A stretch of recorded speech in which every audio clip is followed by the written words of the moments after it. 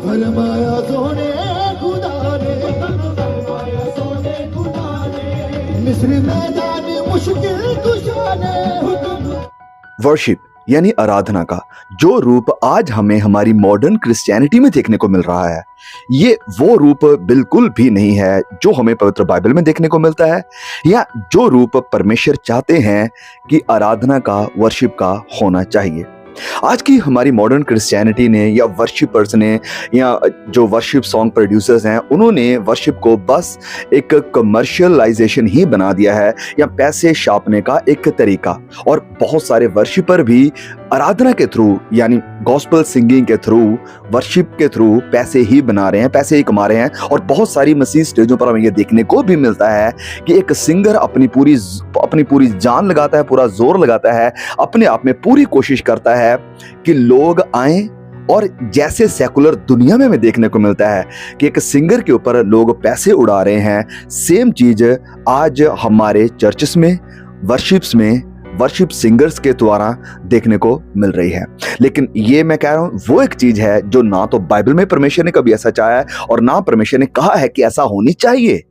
तो वर्शिप है क्या? तो वर्शिप एक ऐसी चीज है, एक ऐसी अद्भुत चीज मैं कहूंगा, जो हमें परमेश्वर के करीब ले जाती है, या जो हमारा रिश्ता परमेश्वर के साथ इंटीमेट कर।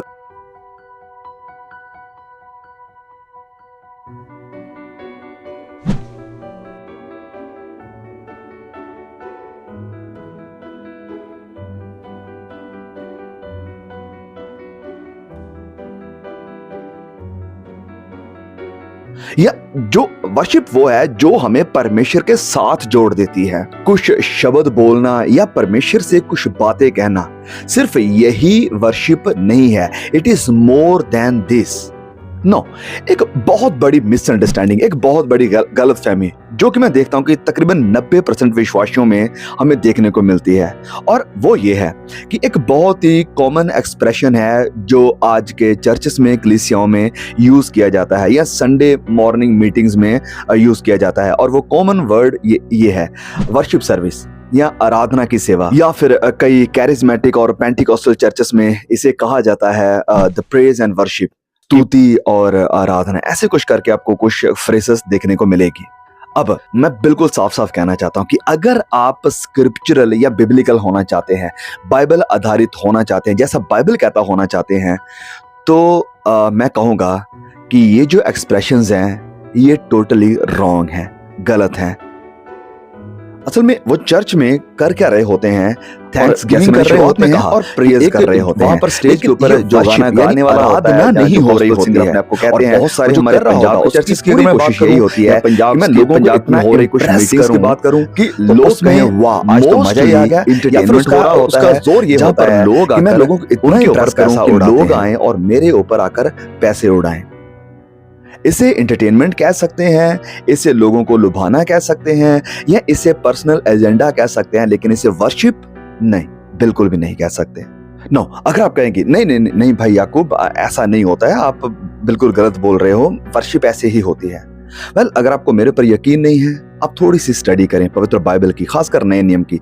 आप कोई कमेंट्री ले लें, कोई कॉनकॉर्डस ले लें, कोई बाइबल की डिक्शनरी ले लें, और उसमें से ये जो वर्ड वर्शिप है नए नियम में यूज किया गया, उसके मायने देखें कि उसका मतलब क्या है, या किस आधार में, किस कॉन्टेक्स्ट में परमेश्वर ने चाहा है कि वर्शिप होनी चाहिए। अब जब हम पुराने नियम में जाते हैं, तो पुराने नियम में उनके वर्शिप करने का तरीका क्या था? वेल, उनका वर्शिप करने का तरीका था ताली बजाना या परमेश्वर की महिमा गाना अपनी जुबान से, या कुछ इंस्ट्रूमेंट्स का, कुछ साज जो होते हैं उनका इस्तेमाल करना, और इसके थ्रू वो परमेश्वर की महिमा करते थे। लेकिन नए नियम में या नई वाचा में, न्यू कवेनेंट में, प्रभु यीशु ने उस सामरी औरत से क्या कहा था? जब हम पढ़ते हैं यूहन्ना अध्याय 4 और उसके वचन 23 और 24 में, प्रभु यीशु ने इस औरत से क्या कहा? परंतु वह समय आता है, वरन अब भी है, वह समय आता है मतलब अभी आने वाला है, और प्रभु यीशु ने कह दिया कि वो अभी भी है, कि जिसमें सच्चे भक्त पिता परमेश्वर की आराधना आत्मा और सच्चाई से करेंगे, क्योंकि पिता अपने लिए ऐसे ही आराधकों को ढूंढता है। परमेश्वर आत्मा है और जरूरी है कि उसकी आराधना करने वाले आत्मा और सच्चाई से आराधना करें। तो ध्यान दें इन वर्ड्स के ऊपर, जो प्रभु यीशु कह रहे हैं आराधना के साथ जोड़कर, और वो वर्ड्स हैं आत्मा और सच्चाई से आराधना। और जितना आज चर्चेस में सिखाया जाता है इन वचनों का मतलब, ये उससे कहीं ज्यादा गहरा है, कहीं ज्यादा डीप है। तो प्रभु यीशु यहां पर क्या कहते हैं कि वह समय आता है। प्रभु यीशु यहां पर बात कर रहे थे पेंतेकोस्त के दिन की, और फिर प्रभु यीशु कहते हैं जो ऑलरेडी अभी भी है, वचन 23 में। इसका मतलब ये है कि ये जो वर्ड्स हैं, ये जो बातें हैं, ये जो वचन है प्रभु यीशु के, ऑलरेडी प्रभु यीशु में ही पूरे होते हैं, फुलफिल होते हैं, क्योंकि प्रभु यीशु नई वाचा के, यस, न्यू कवेनेंट के पहलौठे हैं। तो प्रभु यीशु वो शख्सियत हैं जिन्होंने हमारे लिए नई वाचा को ओपन किया है, या हमारे लिए नई वाचा के दरवाजे को खोला है। वचन में लिखा है कि वो पहला है और हमारा लीडर भी है, हमारा अगुआ है जो हमारे आगे आगे चलता है। तो इस कारण हम कह सकते हैं कि वाकई में वो समय अभी आ चुका था जब प्रभु यीशु ये बातें कर रहे थे, क्योंकि प्रभु यीशु फाइनली इस दुनिया के ऊपर रहते हुए एक वो मात्र इंसान थे, एक ऐसी शख्सियत थी जो पिता की आराधना आत्मा और सच्चाई से कर रहे थे, और प्रभु यीशु से पहले ऐसा कोई भी नहीं कर सका था, या किसी ने भी नहीं किया था। जब हम पढ़ते हैं पहला थिस्सलुनीकियों अध्याय 5 और उसके वचन 23 में, ये वचन बात करता है कि जो इंसान है वो आत्मा है, वो प्राण है और वो देह है। और जब हम देखते हैं कि प्रभु यीशु जब बात करते हैं आत्मा की, तो उनके कहने का सिंपली मतलब ये क्लियर है कि अब तक, यानी इससे पहले पुराने नियम तक जो लोग थे वो सिर्फ प्राण और अपनी जिस्म यानी अपनी देह के द्वारा ही परमेश्वर की वर्शिप कर रहे थे। जिसका मतलब ये है कि वो परमेश्वर की आराधना कैसे करते थे, अपने हाथों को उठाकर या झुककर परमेश्वर को सजदा करके, या तालियां बजाकर, या साजों को बजाकर। और फिर दूसरा, वो अपने प्राण से भी परमेश्वर की महिमा करते थे, मतलब कि अपने मन के द्वारा, अपनी बुद्धि के द्वारा, अपने इमोशंस जो खुदा ने हमें दिए हैं उनका इस्तेमाल करते हुए। और they felt Joy and feelings, उन्हें आनंद आता था, इसमें अच्छी फीलिंग्स उन्हें आती थी, उनके इमोशनल फीलिंग्स भी इन सब में जुड़ी हुई होती थी जब वो परमेश्वर की महिमा के लिए, प्रस्तिश के लिए, या थैंक्स गिविंग के लिए, धन्यवाद की भेंट में प्रभु को गीत चढ़ाते थे, भजन गाते थे। और ये उनका बेस्ट तरीका था वर्शिप करने का, परमेश्वर की आराधना करने का। लेकिन प्रभु यीशु ने कहा कि अब आप एक गहरे स्तर में आ गए हैं, वर्शिप के एक ऐसे डीप लेवल पर आ चुके हैं जो अभी से शुरू हो रहा है, जब पवित्र आत्मा आपके अंदर आएगा, जैसे पवित्र आत्मा मेरे अंदर है। और प्रभु यीशु ने कहा, you will also be able to worship not only through your body and through your soul, लेकिन आत्मा और सच्चाई के साथ भी अब तुम वर्शिप करोगे। अब तक यहां तक सुन के आपके मन में यह सवाल आएगा, तो फिर आज हमें क्या करना चाहिए? क्या हमें ताली नहीं बजानी चाहिए? क्या हमें हाथ नहीं उठाने चाहिए? क्या हमें झुककर सजदा करके खुदा की महिमा नहीं करनी चाहिए? क्या साज नहीं बजाने चाहिए? नहीं नहीं नहीं नहीं नहीं, ये मतलब बिल्कुल भी नहीं है। हम आज भी ताली बजाएंगे, अपने हाथों का इस्तेमाल करेंगे प्रभु की महिमा के लिए, हाथों को उठाएंगे खुदा के सामने। और आज भी हम अपने सोल यानी अपने प्राण का भी इस्तेमाल करेंगे। हमें कई बार इमोशनल फील भी होते हैं, और हमें अपने इंटेलेक्ट यानी अपनी बुद्धि का भी इस्तेमाल करना है जब हम परमेश्वर की महिमा गा रहे हैं, जब हम परमेश्वर की आराधना गा रहे हैं। लेकिन इन सब से परे, beyond all this, we must worship in spirit, कि अब हमें इस सब से परे, जैसे प्रभु यीशु ने खुद कहा है, खुद प्रभु यीशु ने कहा है कि अब हमें आत्मा और सच्चाई से प्रभु की आराधना करनी है। और इसके थ्रू, इस ऐसी वर्शिप के थ्रू हम उस पर्दे के बीचों बीच होकर जाएंगे जो पर्दा है आत्मा का और प्राण का। और जब हम इस पर्दे से थ्रू होकर उस जगह पहुंच जाएंगे जहां पर हम परमेश्वर के सामने अकेले खड़े हैं, we are standing before God alone. आप सबको पता है, पुराने नियम में जो टैबरनेकल, जो तंबू बना होता था या जो मंदिर बना होता था, वो 3 हिस्सों में बना हुआ था। और ये दर्शाता है शरीर, प्राण और आत्मा को। और जो लास्ट पार्ट है, जो लास्ट हिस्सा होता था, उसे कवर किया होता था या वो बंद होता था एक कर्टन के थ्रू, एक पर्दे के द्वारा उसे कवर करके रखा जाता था। और इसे कहा जाता था द मोस्ट होली प्लेस या अति पवित्र स्थान, जहां परमेश्वर की उपस्थिति होती थी। अब जो सबसे लास्ट पहले वाला हिस्सा होता था उसे आउटर कोर्ट कहा जाता था या बाहरी हिस्सा जिसे कहा जाता था। यहाँ पर बहुत सारी एक्साइटमेंट होती थी, लोगों का हंसना, खेलना, आना। और जो सेकंड हिस्सा आता था उसे कहा जाता था द होली प्लेस। और यहाँ पर ये जो होली प्लेस थी, यहाँ पर जो याजक लोग होते थे वो धूप चढ़ाते थे, वो जो अगनबान होते थे या जो दीप जलाना होता था उन सबको जलाते थे। यहाँ हंसी मजाक भी होता था और यहाँ पर बिजनेस वगैरह भी चल रहे होते थे। लेकिन जो तीसरा और फाइनल और आखिरी हिस्सा था उसे कहा जाता है द मोस्ट होली प्लेस, अति पवित्र स्थान। ये बहुत पवित्र था क्योंकि यहाँ पर परमेश्वर होते थे, परमेश्वर की उपस्थिति होती थी।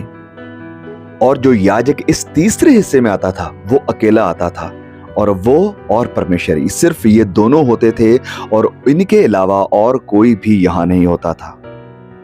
और ये वो हिस्सा है जिसे हम कह सकते हैं आत्मा का हिस्सा। और this is what we call worship in spirit, where you and God are alone. जैसे मैंने पहले कहा, ये वो चीज है जहां पर आप आत्मा में आते हैं, सिर्फ आप हैं और परमेश्वर हैं, सिर्फ आप। And that is something you can do it in your room. ये एक वो चीज है जो आप अपने बंद कमरे में अकेले बैठकर कर सकते हैं।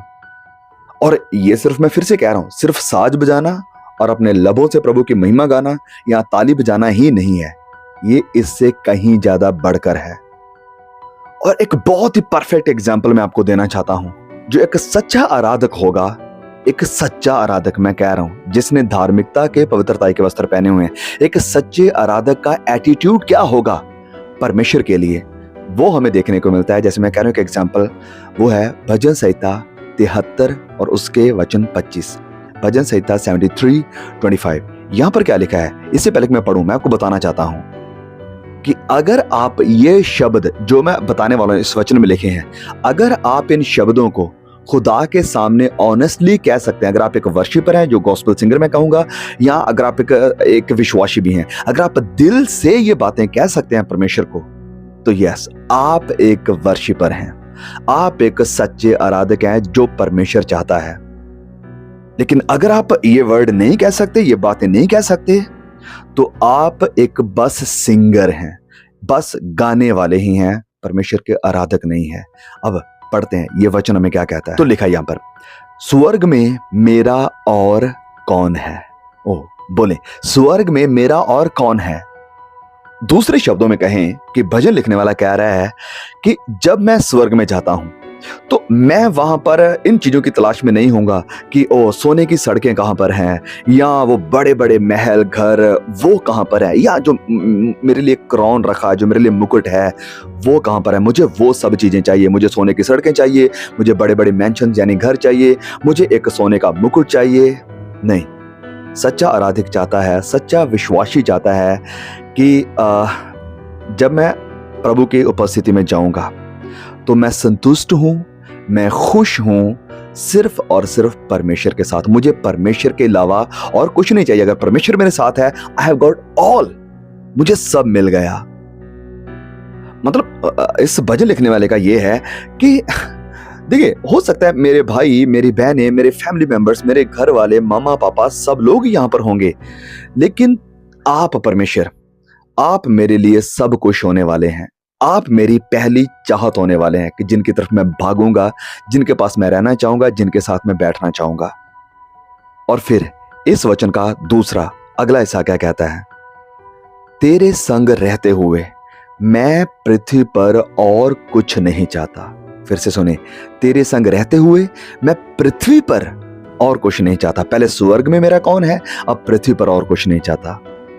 यहां पर मतलब यह है कि सिर्फ स्वर्ग में ही आप मेरे लिए पहले स्थान पर नहीं है, लेकिन इससे पहले कि मैं स्वर्ग में जाऊं, जब तक मैं इस दुनिया में हूं, इस संसार में हूं, इस पृथ्वी पर हूं, मैं किसी और चीज की इच्छा नहीं रखता सिवाय इसके कि आप मेरे साथ हैं। जो आपने मुझे ऑलरेडी मटीरियल ब्लेसिंग दी है, जो आशीषें दी हैं संसार की, इनके अलावा मैं और कुछ नहीं चाहता हूं। जो आपने दिया है मैं इसमें संतुष्ट हूँ, मैं इसमें सेटिस्फाइड हूँ। मैं चाहता हूँ आपकी उपस्थिति, मैं चाहता हूँ आपका अनुग्रह, मैं चाहता हूँ आपका भय, मैं चाहता हूँ आपकी शांति मेरे साथ हो। और जैसे वचन में लिखा है, संतोष के साथ भक्ति, यानी godliness with contentment is a great gain, एक बड़ा लाभ है। एक ऐसी भक्ति जो संतोष में यानी सेटिस्फैक्शन में है, ये एक बड़ा लाभ है। वचन हमें ये कहता है, जो एक सच्चा आराधक है परमेश्वर का, जो एक सच्चा आराधक है परमेश्वर का, उसके पास कोई कंप्लेंट नहीं है, उसके पास कोई शिकायत नहीं है इस दुनिया में रहते हुए कि वो करे कुछ शिकायतों को। He is perfectly content with all the circumstances that God has arranged for him, कि उन सारे हालातों को जो खुदा ने उसके लिए रखा है, जो खुदा ने उसके लिए तैयार किए, जो खुदा ने उसके लिए बनाए हैं, जो उसके सामने हालात हैं, इन सब में वो संतुष्ट है, वो कंटेंट है। एक सच्चा परमेश्वर का आराधक संतुष्ट है अपनी फैमिली से, संतुष्ट है उस काम से, उस जॉब से जो परमेश्वर ने उसे दिया है, या जो कुछ भी उसके पास है, इस सब से वो संतुष्ट है, वो शिकायत नहीं रखता है। परमेश्वर की इच्छा, परमेश्वर की उपस्थिति उसका पहला और आखिरी डिजायर है, इसके अलावा कुछ नहीं, इसके अलावा वो डिजायर नहीं रखता है, डिजायर उसकी यही है। और एक मैं बात कहना चाहता हूं कि अगर सब कुछ निकल जाए आपके हाथ से, अगर कुछ भी ना रहे आपके पास और सिर्फ आपके पास परमेश्वर है, क्या आप कह सकते हैं कि ये मेरे लिए काफी होगा, ये मेरे लिए काफी होगा? एक बहुत ही मशहूर, एक बहुत ही पुराना एक भजन है, हो सकता है आपने सुना हो, और हम इसे मलयालम में भी सुनते थे और ये हिंदी में भी ट्रांसलेशन है, और वो सॉन्ग है नी मात्र मदी, यीशु ही काफी, यीशु ही काफी मुझको। क्या जब हम इस भजन को गाते हैं, क्या इसके रियल मायने यही हैं? अगर हम रियल में इस वर्शिप को कर रहे हैं, इन भजनों को गा रहे हैं, या हमारी आत्मा और सच्चाई से ये वर्ड्स निकल रहे हैं, तो इसका फिर मतलब वही होगा जो ऊपर हम पढ़कर आए। स्वर्ग में कोई और नहीं चाहिए, धरती के ऊपर रहते हुए कोई इच्छा नहीं है कि आपकी प्रेजेंस चाहिए, प्रभु यीशु ही काफी है मेरे लिए। तो मेरे भाई और बहनों, this is what we call a true worship. ये है सच्ची आराधना, जहां पर एक विश्वासी का या एक आराधक का एटीट्यूड, उसके हृदय का एटीट्यूड या उसके हृदय की इच्छाएं ये हैं कि इस दुनिया में रहते हुए, इस पृथ्वी पर जब तक मैं हूं, मैं डिजायर कुछ नहीं करता हूं, मैं इच्छा कुछ नहीं रखता हूं। इच्छा यही मेरी है कि सिर्फ मेरे पास परमेश्वर हो, परमेश्वर की उपस्थिति हो, परमेश्वर का साथ हमेशा मेरे साथ हो। और अगर आपके हृदय का, आपके दिल का, आपकी जिंदगी का ये एटीट्यूड नहीं है, तो फिर मायने नहीं रखता है कि संडे चर्च में जाकर आप कितने इमोशनल फील कर रहे हैं, या आप कितनी महिमा कर रहे हैं, या कितना परमेश्वर को धन्यवाद कह रहे हैं, या कितने हाथ उठा रहे हैं, या कितनी क्लैपिंग कर रहे हैं। इन सब के कोई मायने नहीं हैं, क्योंकि आप एक सच्चे आराधक नहीं हैं। You are not being a true worshipper. आप एक सच्चे आराधक नहीं हो रहे हैं। आप कह सकते हैं कि ये मैं हृदय की सच्चाई से आराधना कर रहा हूं, मैं ये सच्ची आराधना कर रहा हूं, लेकिन आप अपने आप को धोखा दे रहे हैं। जैसे वचन कहता है कि हम अपने आप को धोखा देने वाले ना बने, क्योंकि शैतान इससे काफी खुश है, शैतान इससे प्रसन्न हो जाएगा, क्योंकि वो देखेगा कि हाँ, आपको लग रहा है कि आप परमेश्वर की वर्शिप कर रहे हैं, लेकिन आप कर नहीं रहे असल में, तो शैतान इससे खुश है। प्रभु यीशु ने क्या कहा यूहन्ना 4:23 में, जैसे हमने पढ़ा कि परमेश्वर ऐसे आराधकों को चाहता है। गॉड इज सीकिंग, परमेश्वर खोज में है ऐसे आराधकों की। कैसे आराधकों की? जो उसकी महिमा, उसकी आराधना आत्मा से करेंगे और सच्चाई से करेंगे। और वाकई में ये कितनी अद्भुत लॉन्गिंग है, कितनी अद्भुत इच्छा है परमेश्वर की हमारे प्रति। अब सवाल हमारे लिए ये है कि क्या हमारे अंदर भी वो लॉन्गिंग है, वो इच्छा है, वो चाहत है अपने स्वर्गीय पिता के हृदय को खुश करने की, एक ऐसे वर्शिपर बनने की, एक ऐसे आराधक बनने की जो आत्मा से प्रभु की महिमा करे, आराधना करें?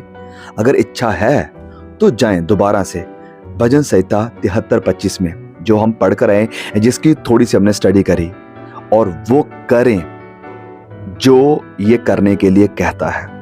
बार बार इन वचनों को पढ़ें, बार बार इसे एक्सप्रेस करें अपनी जिंदगी से, और जब तक ये शब्द, जब तक ये वर्ड्स आपकी रियलिटी नहीं बन जाते, मैं कह रहा हूं, तब तक आराम ना करें, तब तक ताली ना बजाएं, तब तक भजन ना गाएं जाकर चर्च में।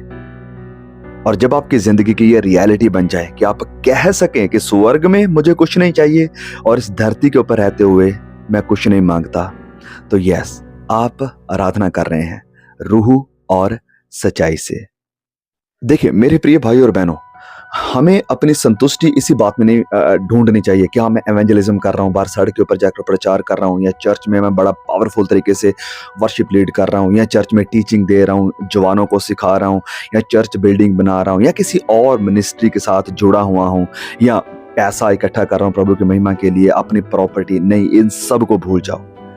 मैं आपको सच बता रहा हूँ, टू बी ऑनेस्ट, मुझे ऑनेस्ट आपके सामने अपनी ऑनेस्टी रखनी चाहिए। अभी आप जानते हैं यूट्यूब के ऊपर क्या मसला चल रहा है। यूट्यूब के ऊपर अब चल रहा है सेंसेशनलिज्म। जहाँ पर सेंसेशन है वहाँ पर व्यूज़ हैं, वहाँ पर लोग देखते हैं, भाग कर जाते हैं, भीड़ लगती है। कुछ समय पहले सच बता रहा हूँ, मुझे टेम्पटेशन आई कि क्या मैं जो कर रहा हूँ मुझे ये तरीका थोड़ा चेंज करना चाहिए। व्यूज़ नहीं आ रहे, जो सब्सक्राइबर्स हैं वो भाग रहे हैं, तो क्या मुझे थोड़ा चेंज लेकर आना चाहिए, मुझे भी थोड़ा सा झुकना चाहिए इस तरफ। टेम्पटेशन आती है, प्रभु यीशु के ऊपर भी आई थी। प्रभु यीशु जब अपने कमजोर हिस्से पर थे, जब उन्होंने फास्टिंग करी, भूख लगी, तो उसी भूख के ऊपर शैतान ने टारगेट किया। तो इसी तरह व्यूज नहीं आ रहे तो मेरे ऊपर भी शैतान ने वही टारगेट किया। लेकिन परीक्षा आई, लेकिन नहीं, प्रभु ने कहा नहीं।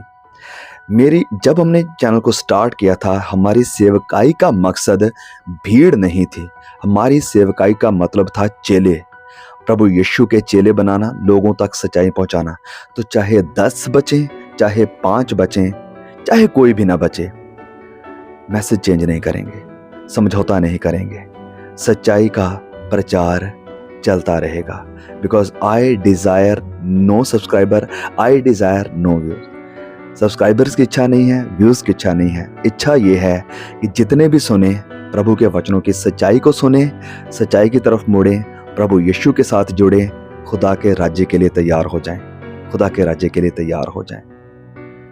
और ये जो भजन है, आपने पहले भी कई बार हमने अपनी जो बाहर मीटिंग्स करने के लिए जाते हैं घरों में या बाहर कहीं भी प्रभु लेकर गए हैं, इस भजन के ऊपर मैंने काफ़ी बार प्रचार किया है। और ये जो भजन है, भजन 73:25, ये काफ़ी क्लोज है मेरे, और ये वचन हमेशा मुझे याद दिलाता है, I desire nothing on this earth, कि संसार में रहते हुए मैं कुछ नहीं चाहता, सिर्फ और सिर्फ परमेश्वर की मर्जी, सिर्फ और सिर्फ परमेश्वर की उपस्थिति। मेरे प्रिय भाई और बहनों, आए इस भजन को अपनी जिंदगी का हिस्सा बनाएं और परमेश्वर के सामने सच्ची आराधना चढ़ाएं जो वो चाहता है। वचन में लिखा है कि वो चाहता है ऐसे आराधकों को जो रूह और सच्चाई से, आत्मा और सच्चाई से उसकी आराधना करें। प्लीज इस वीडियो को जरूर शेयर करें तमाम हमारे मसीह भाई बहनों के साथ, ताकि बहुत सारे लोग इस वचनों की सच्चाई जाने, आराधना की सच्चाई जाने और मुड़े सारी गुमराही से, मुड़े सारे डिसेप्शन से, मुड़े हर एक बुरी इच्छा से जो आराधक होते हुए उनकी जिंदगियों में है। God bless you and I will see you all again.